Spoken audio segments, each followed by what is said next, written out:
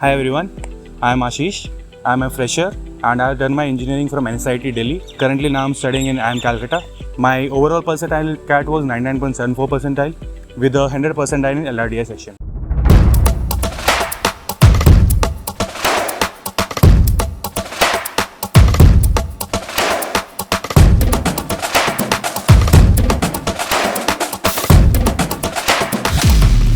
So the agenda of this particular video is to tell you how to score a 99 percentile in the next 5 months. As I said, I have a 100 percentile in NRDI, but even I didn't solve all the sets that were in the paper. There is usually a misconception that you need to solve the full paper or attempt all the sets in order to get 99 percentile, but that is not the case. Let me share a fact with you. In the last 5 years, there has been a trend that if you solve 50% of the paper fully correct, you'll most probably land near 98 to 99 percentile. Let's say you solve one set completely without any negatives, you'll most probably clear the cutoff of most of the IIMs. As far as the resources are concerned, what I used were the full length and sectional mocks of Time and IMS. I had purchased 2 series, one from Time and one from IMS. Coaching institutes can help you, but it eventually boils down to how much you are solving and how many different types of sets you are solving. And because the syllabus of LRDI is not defined, therefore, it's always recommended to solve as many sets as you can of different types. And the most important resources that you can use for LRDI is the past year papers. So there are a total of 12 papers from 2017 to 21. Make sure that you solve each and every one of them. You can easily find the solutions for them on YouTube. My daily schedule in the next 5 months would be to solve one sectional for LRDI every day. So during my preparation, I solved around 800 sets in a span of 8 months. That makes it 100 sets per month or 3 or 4 sets per day. So ideally, in the next 5 months, you should be giving one sectional test for LRDI every day. And just in case you are not able to give a sectional test, then make sure that you solve 3 or 4 sets per day in a time bound setting. If you solve 3 or 4 sets per day for the next 5 months, I don't think there is anything that will stop you from getting a 99 percentile in LRDI. So there are many ways to approach DILR in the CAT exam. One way is to read all the sets and then rank them accordingly. Other way is to find your favorite topic and start solving it. So I tried every other way and found out what's best for me.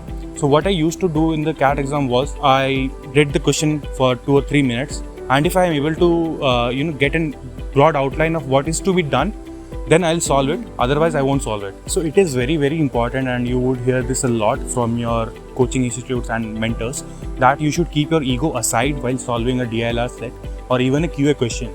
Because if you are 5 or 10 minutes into a set and clueless of what you do, it is not at all a good sign. Even if you have solved a similar kind of sets 10 times in your practice, it might be possible that you may not be able to solve the same set on the D-Day. So it's always better to move on from it and come back if the time permits. There is a defined way to do mock analysis. You need to segment your question paper into 3 different parts. The first one in which you did not attempt the question. The second one in which you attempted the question but got it wrong. The third one in which you attempted the question and got it right. So for the questions you attempted and got it right, you need to check for the solutions, and if the instructor has any shortcuts or a shorter way of solving it or any tricks about it, so then you can learn and adapt accordingly. And in case you attempted the question and got it wrong, so there must be only 2 reasons that you got it wrong. First is conceptual mistake. If it is a conceptual mistake, then you need to revise and read more of the concept, particularly that topic in which you got the question wrong. And if that's a silly mistake, identify if it's a calculation mistake or any other mistake. So try to avoid silly mistakes. And if you are not good with calculations, you can always use the calculator. I always used calculator even for basic maths. For the third part, in case you have not attempted a set because you didn't see it, so then you need to work on your time management skills. Make sure that you at least see the set and all the questions at least once, because there might be the case that sets you left would be the easiest ones. So starting from July, you'll have 5 months until CAT. So in case you are starting just now and you are not done with the basics, then start with your basics.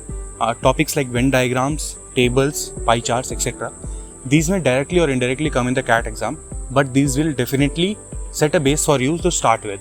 And in case you are done with your basics, then you need to start giving more mocks, because the more number of mocks you will give, the more you will get familiar with the type of sets which come in the CAT exams. In the last 5 months, I used to give a full length mock every alternate day and sectional tests every day. And it is very important to stay motivated throughout the CAT journey. You'll have mocks where you won't score much, and there will be many instances in which you'll feel confused. And believe me, even I was at the same spot as you. the 4-5 days before the CAT, when I gave my last mock exam, I got 45 percentile in LRDI section. So if I would have been sad looking at that score, I would never have got a 100 percentile LRDI. So if you have prepared well, believe in yourself and you'll get a good score. So I wish you all the best. With 5 months left, you can achieve a lot, and I hope that all of you get your desired B score.